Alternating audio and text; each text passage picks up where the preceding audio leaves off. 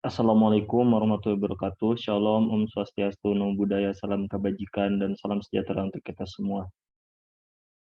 Perkenalkan kami dari kelompok 12 ingin menyajikan sebuah presentasi terkait materi kepemimpinan karismatik dan gaya kepemimpinan.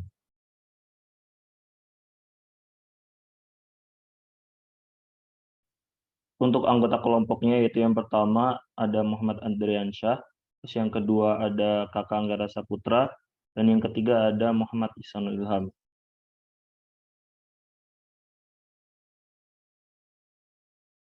Langsung saja, untuk poin diskusi itu ada beberapa materi yang perlu dijelaskan ataupun disajikan kepada teman-teman di kelas kepemimpinan.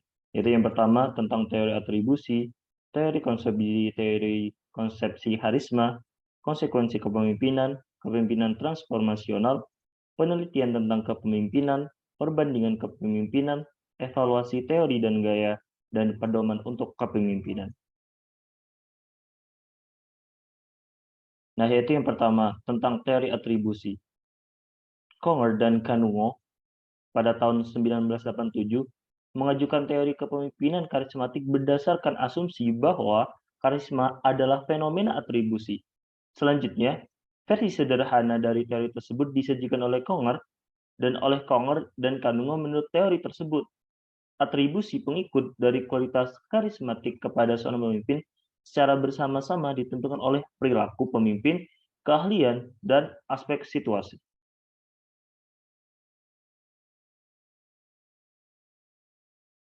Teori atribusi yang pertama yaitu terkait perilaku pemimpin. Atribusi pengikut karisma tergantung pada beberapa jenis perilaku pemimpin. Perilaku ini tidak diasumsikan ada pada setiap pemimpin karismatik pada tingkat yang sama, dan kepentingan relatifnya tergantung pada tingkat tertentu pada situasi kepemimpinan. Yaitu yang termuat, yaitu yang pertama, yaitu visi baru dan menarik, kedua daya tarik emosional terhadap nilai, kemudian perilaku tidak konvensional, kemudian pengorbanan diri, dan yang terakhir keyakinan dan optimisme.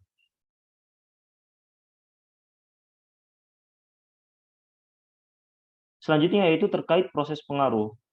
Proses pengaruh utama adalah identifikasi pribadi yang melibatkan keinginan pengikut untuk menyenangkan dan meniru pemimpin.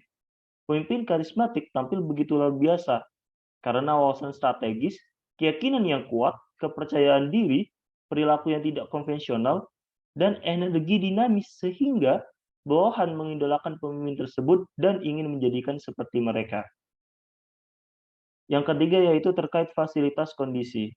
Variabel kontekstual sangat penting untuk kepemimpinan karismatik karena atribut kemampuan luar biasa untuk seorang pemimpin jarang terjadi dan mungkin sangat tergantung pada karakteristik situasi tersebut. Nah, itu terkait teori atribusi itu tadi. Selanjutnya yaitu terkait teori konsep diri. Apa sih teori konsep diri?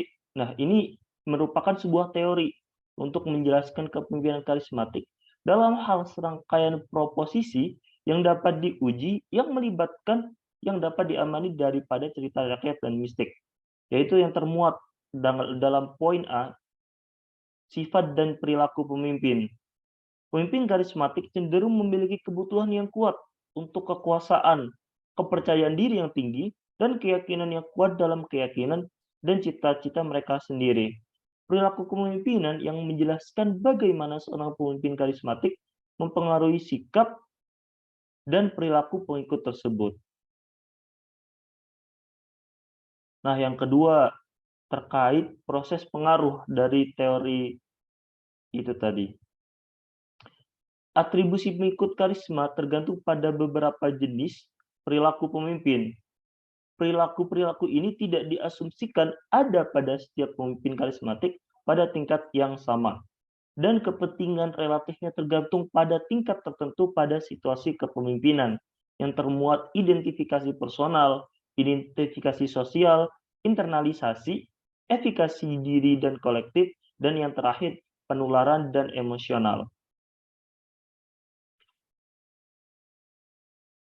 Nah, yaitu yang ketiga, termuat fasilitas kondisi, terkait fasilitas kondisi. Efek motivasi dari pemimpin karismatik lebih mungkin terjadi ketika visi pemimpin sesuai dengan nilai dan identitas perilaku yang ada. Dengan demikian, pemimpin karismatik harus mampu memahami kebutuhan dan nilai-nilai pengikut tersebut. Yang terakhir yaitu tentang konsepsi karisma yang termuat dalam beberapa poin. Yang pertama, proses psikodinamika. Para ahli teori ini mencoba menjelaskan pengaruh yang tidak biasa dan tampaknya tidak rasional dari beberapa pemimpin karismatik yang diidolakan sebagai pahlawan manusia super atau dipuja sebagai tokoh spiritual. Identifikasi pribadi yang intens dari pengikut dengan pemimpin tersebut dijelaskan dalam hal proses psikodinamik seperti regresi, transferensi, dan proyeksi.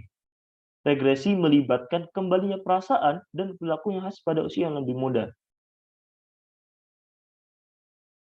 Selanjutnya yaitu dalam poin B, harisma dekat dan jauh.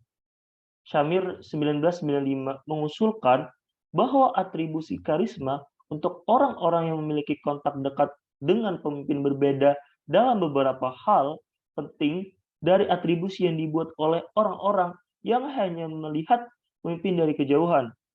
Sebuah studi eksplorasi dilakukan di Israel untuk melihat apakah perbedaan yang diusulkan dapat diverifikasi.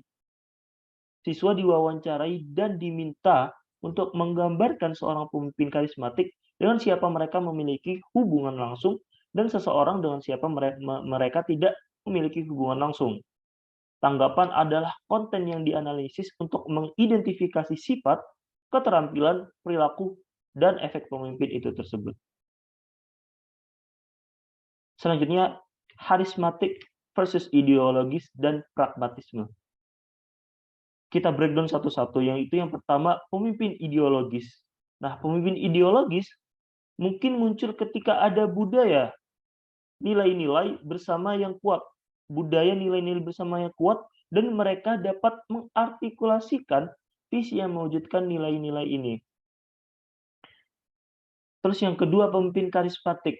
Pemimpin karismatik menarik emosi dan mengartikulasikan visi yang membangun kepercayaan bahwa pemimpin dapat menunjukkan pengikutnya bagaimana menyelesaikan krisis dan mengatasi hambatan untuk tujuan yang diinginkan. Di sini kita fokus terhadap penyelesaian sebuah solve atas sebuah problem yang ada di masyarakat kalau kita ibaratkan adalah sebuah pemimpin dalam konteks kepemimpinan. Yang ketiga, pemimpin pragmatis. Nah, pemimpin pragmatis lebih mungkin muncul ketika mereka dianggap oleh pengikutnya memiliki keahlian dan komitmen yang diperlukan untuk memandu proses pembentukan strategi dan manajemen krisis. Di sini pemimpin pragmatis lebih muncul ketika ada persepsi dari pengikut ataupun masyarakat terhadap seorang pemimpin yang memiliki keahlian. Di sini kita dorong dan disuruh untuk membuat komitmen yang diperlukan untuk memandu, memimpin pembuatan strategi dan manajemen krisis itu sendiri. Mungkin hanya tersebut yang bisa saya sampaikan. Selanjutnya akan dijelaskan oleh rekan saya. Terima kasih. Oke, baik teman-teman semuanya, selanjutnya kita masuk ke materi berikutnya, yaitu membahas mengenai konsekuensi karakteristik daripada kepemimpinan. Tentunya teman-teman semuanya, setiap pemimpin itu memiliki gaya kepemimpinannya masing-masing. Oleh karena itulah, di dalam memimpin tentunya memiliki karakteristik yang berbeda-beda atau memiliki karismatik yang berbeda-beda. Nah, ini terbagi menjadi dua bagian, yakni kepemimpinan yang memiliki karakteristik positif serta negatif. Nah, menurut Housen dan Howell mendefinisikan bahwa pemimpin yang memiliki karismatik negatif memiliki orientasi kekuasaan yang dipersonalisasi. Artinya apa? Mereka cenderung mementingkan kepentingan mereka sendiri. Mereka tidak mementingkan kepentingan orang lain ataupun tidak menghiraukan aspek-aspek yang berkaitan dengan para bawahannya. Dan juga mereka menekankan identifikasi pribadi daripada internalisasi. Dan dalam hal ini, seorang pemimpin yang memiliki karismatik negatif akan berusaha untuk mendominasi dan menundukkan pengikut dengan menjaga mereka tetap lemah dan bergantung kepada pemimpin tersebut. sehingga para bawahan ini tidak didapatkan kesempatan yang sama ataupun tidak diberikan kesempatan bagi pemimpin tersebut, sehingga mereka lebih bergantung kepada pemimpin tersebut seperti itu. Nah, sedangkan pemimpin yang memiliki karisma positif itu memiliki orientasi kekuasaan yang disosialisasikan kepada bawahannya. Dan yang biasa juga teman-teman semuanya, kepemimpinan yang positif ini bisa itu dia lebih menekankan kepada bagaimana sih cara mereka membangun hubungan yang baik dengan para bawahannya, sehingga pemimpin tersebut itu memiliki mindset ya bahwa setiap pengikut itu memiliki hak yang sama dan memiliki kesempatan yang sama antara satu dengan yang lainnya, sehingga dapat dikatakan bahwa kepemimpinan yang memiliki karisma positif itu kekuasaan itu dilakukan secara sosialisasi ataupun dibagi secara merata seperti itu. Oke, lanjut. Di sini ada dampak daripada karismatik positif. Nah, di dalam kepemimpinan dengan gaya positif, lebih baik dampaknya bagi pengikutnya jika kita bandingkan dengan karismatik yang sifatnya negatif. Nah, kenapa sih? Karena hal tersebut tuh, karismatik akan menciptakan pertumbuhan psikologis dan semakin berkembangnya kemampuan yang dimiliki oleh para pengikutnya. Dan juga ini didukung oleh pendapat Harrison pada tahun 1987, seorang pemimpin karismatik yang positif biasanya menciptakan budaya yang dalam hal ini berorientasi pada prestasi. Nah, tentunya dengan ada tersebutlah, makanya karismatik positif itu memiliki dampak-dampak yang sangat berpengaruh bagi para pengikutnya, sehingga mereka dapat dipengaruhi secara psikologi dan juga semakin berkembangnya kemampuan mereka di dalam meningkatkan kemampuan mereka seperti itu, teman-teman. Dan juga kita ketahui bahwa di dalam dampak depresi itu memiliki sisi gelapnya juga ataupun memiliki dampak negatifnya juga. Yang antara lain, pertama, kekaguman pada pemimpin mengurangi saran bagus dari para pengikutnya. Yang kedua, keinginan untuk diterima oleh pemimpin menghambat kritik dari para pengikutnya. Yang ketiga, pemujaan oleh pengikut menciptakan delusi akan kesempurnaan pemimpin. Yang keempat, keyakinan dan optimisme yang berlebihan membutakan pemimpin terhadap bayoneta. Dan selanjutnya, penyangkalan masalah dan kegagalan mengurangi pembelajaran organisasi. Dan selanjutnya, proyek-proyek yang beresiko dan muluk-muluk lebih mungkin gagal ya teman-teman semuanya. Dan selanjutnya, mengambil kredit penuh untuk keberhasilan mengasingkan beberapa peluang kunci. Dan selanjutnya ada impulsif yang dalam hal ini, perilaku non-tradisional menciptakan musuh serta orang percaya. Dan akhirnya ketergantungan pada pemimpin menghambat perkembangan penerus yang kompeten. Yang terakhir, kegagalan untuk mengembangkan penerus menciptakan krisis kepemimpinan pada akhirnya. Nah, sebenarnya ada dampak daripada karakteristik ataupun karismatik negatif. Yang pertama, pemimpin menekankan kecenderungan pribadi daripada proses pemimpinnya. Nah, selanjutnya, pemimpin lebih menumbuhkan kesetiaan kepada diri sendiri nih, daripada menumbuhkan pemikiran yang idealis ataupun daripada memberi kesempatan yang sama bagi para pengikutnya. Yang terakhir, daya tarik ideologis hanya digunakan untuk memperoleh kekuasaan, yang kemudian mengubah semuanya sesuai sasaran awal pemimpin tersebut. Nah, selanjutnya kita akan membahas dari segi kepemimpinan transformasional. Apa sih itu kepemimpinan transformasional? Jadi, kepemimpinan transformasional ini mengacu pada gaya kepemimpinan yang menjadi alasan terjadinya transformasi di kalangan bawahnya, dan dalam hal ini pengikutnya. Dalam bentuk kepemimpinan ini, teman-teman semuanya, pemimpin bekerja dengan timnya untuk mencapai perubahan yang diinginkan dalam organisasi. Nah, ada pun 4 dimensi yang akan yang ada di dalam kepemimpinan ini, yaitu ada motivasi inspirasional, stimulus intelektual, pengaruh idealisasi, dan pertimbangan individual. Nah, selanjutnya itu ada teori kepemimpinan transaksional. Nah, apa sih teori kepemimpinan transaksional ini? Yaitu lebih bersifat situasional, yang dalam hal ini mengacu pada bentuk kepemimpinan yang menekankan transaksi antara bawahan dan pemimpin yang dalam hal ini membuat pengikut dan menarik kepentingan pribadi mereka dan saling bertukar manfaat. Adapun 4 dimensi yang mengacu pada teori ini yaitu antara lain contingent reward, active management by expectation, passive management by expectation, dan laissez-faire. Seperti itu teman-teman semua. Nah, adapun cara yang dapat dilakukan pemimpin transformasional dalam memengaruhi bawahannya. Antara lain apa saja sih itu? Jadi, ada membuat mereka lebih sadar akan pentingnya hasil tugas daripada mereka. Yang kedua, mendorong mereka untuk melampaui kepentingan diri mereka sendiri demi organisasi atau tim. Yang terakhir, mengaktifkan atasan mereka, dalam hal ini kebutuhan pesanan. Sebaliknya, kepemimpinan rasional melibatkan proses pertukaran yang dapat mengakibatkan kepatuhan pengikut dengan permintaan pemimpin, tetapi tidak mungkin untuk menghasilkan altruisme dan komitmen untuk tugas ya. Jadi mereka lebih mengarahkan kepada self reward sih seperti itu, ataupun bagaimana cara pemimpin itu memberikan hadiah kepada para bawahannya, sehingga mereka ini hanya mengacu pada hadiah tersebut tanpa ada altruisme daripada masing-masing bawahannya seperti itu. Nah, kepemimpinan transformasional meningkatkan motivasi serta kinerja pengikut lebih dari kepemimpinan transaksional. Adapun jenis perilaku yang dimiliki masing-masing jenis kepemimpinan tersebut antara lain, jika kita melihat dari transformasional, itu ada pengaruh sangat diutamakan dalam jenis kepemimpinan ini. Yang kedua, mempertimbangkan individu. Ketiga, memberikan motivasi inspirasional. Dan terakhir, memberikan stimulus intelektual. Sedangkan dari segi transaksional itu ada memberikan insentif dalam mempengaruhi bawahan, dan yang kedua ada memberikan hadiah kepada bawahannya. Nah, yang selanjutnya ada penelitian tentang kepemimpinan karismatik dan transformasional. Nah, teman-teman semuanya, di dalam melihat serta mengetahui efektivitas dalam kepemimpinan erat kaitannya dengan bagaimana seorang pemimpin memiliki karismatik serta cara memimpin yang dilakukannya. Dengan menggunakan sudut pandang kepemimpinan transformasional, berbagai metode penelitian telah dilakukan dalam mengetahui kebutuhan bawahan, motivasi, dan kinerja yang terjadi. Nah, ada pun metode penelitian tersebut sebagai berikut. Yang pertama ada studi survei, yang kedua ada eksperimen laboratorium dan lapangan, ketiga ada studi banding dengan analisis informasi biografis beberapa pemimpin terkenal, dan terakhir ada studi kasus intensif dari seorang pemimpin. Ya, mungkin cukup sekian aja dari aku kembalikan kepada anakku. Terima kasih.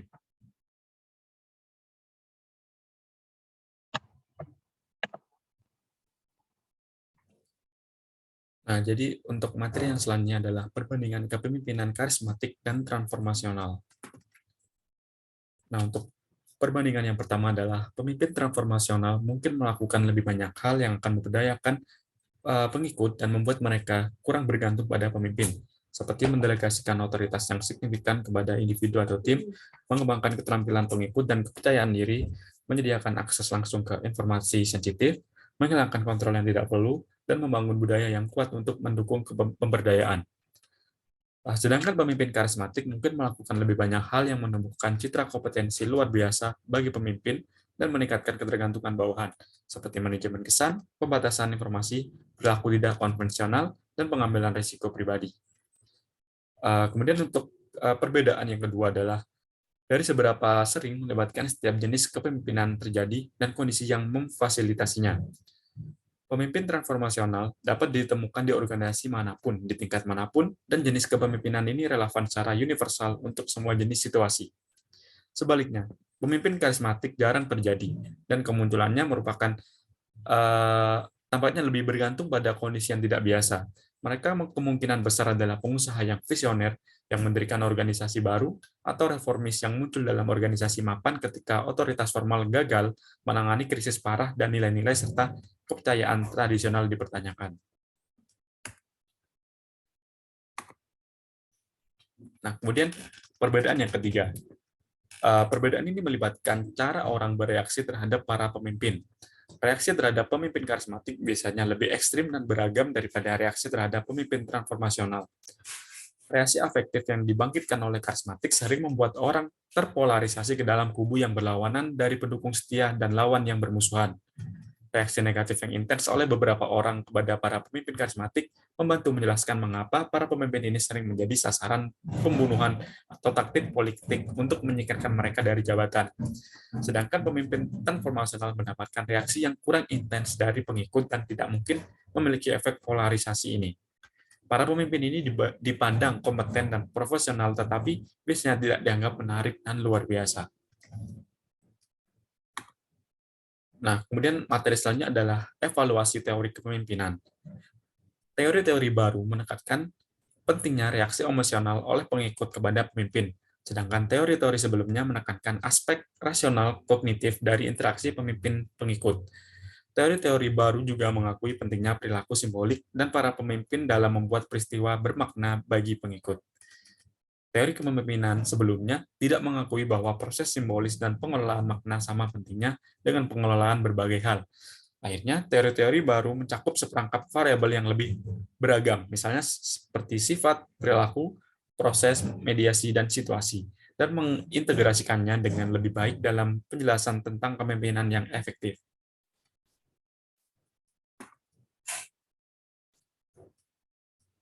Kemudian relevansi anteseden mendukung relevansi ini mendukung sifat-sifat seperti motivasi kekuasaan, kepercayaan diri, dan ekstraversi.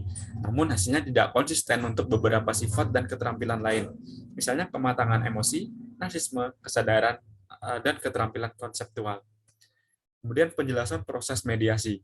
Teori-teori tersebut akan diperkuat dengan memasukkan penjelasan yang lebih baik tentang bagaimana para pemimpin meningkatkan rasa saling percaya dan kerjasama, pemberdayaan, identifikasi kolektif, kemanjuran kolektif, dan pembelajaran kolektif. Kemudian yang terakhir ada implikasi untuk perubahan dan efektivitas. Teori tersebut tidak secara jelas menentukan bagaimana proses kepemimpinan terkait dengan perubahan, kondisi fasilitasi yang diperlukan bagi pemimpin untuk mempengaruhi perubahan besar, atau bagaimana perubahan awal akan mempengaruhi proses kepemimpinan di masa depan. Nah, untuk materi selanjutnya adalah pedoman untuk kepemimpinan yang inspiratif. Yang pertama, seorang pemimpin harus bisa mengartikulasikan visi yang jelas dan menarik. Pemimpin memperkuat visi yang ada atau membangun komitmen terhadap visi baru.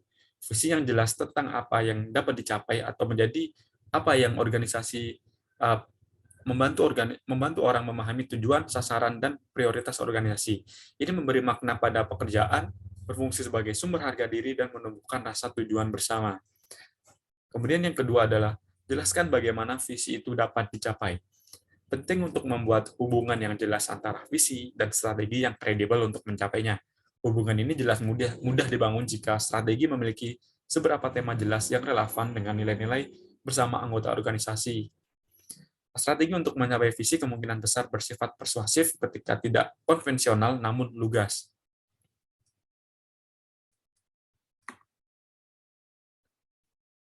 Kemudian, pemimpin harus bersikap percaya diri dan optimis. Pengikut tidak akan memiliki keyakinan dalam visi kecuali pemimpin mereka menunjukkan kepercayaan diri dan keyakinan. Penting untuk tetap selalu optimis tentang kemungkinan berhasil kelompok dalam mencapai visinya, terutama dalam menghadapi hambatan dan kemunduran sementara. Untuk yang selanjutnya adalah mengungkapkan kepercayaan pada pengikut. Efek motivasi dari sebuah visi juga tergantung pada sejauh mana bawahan yakin tentang kemampuan mereka untuk mencapainya. Penelitian tentang efek Pygmalion menemukan bahwa orang bekerja lebih baik ketika seorang pemimpin memiliki harapan yang tinggi untuk mereka dan menunjukkan kepercayaan kepada mereka. Untuk selanjutnya adalah gunakan tindakan simbolis yang dramatis untuk menekan nilai-nilai kunci. Sebuah visi harus diperkuat oleh perilaku kepemimpinan yang konsisten dengannya. Kepedulian terhadap nilai atau tujuan ditunjukkan dengan cara seorang manajer menghabiskan waktu dengan keputusan alokasi sumber daya yang dibuat ketika pertukaran diperlukan antara tujuan dengan pertanyaan yang diajukan manajer dan dengan tindakan yang dihargai oleh manajer tersebut. Kemudian yang selanjutnya adalah kepemimpinan dengan teladan. Menurut pepatah lama, tindakan berbicara lebih keras daripada kata-kata. Salah satu cara seorang pemimpin dapat mempengaruhi komitmen bawahan adalah dengan memberikan contoh perilaku teladan dalam interaksi sehari-hari dengan bawahan. Mungkin itu presentasi dari kelompok kami. Apabila terdapat kekurangan, mohon maaf. Terima kasih. Wassalamualaikum warahmatullahi wabarakatuh.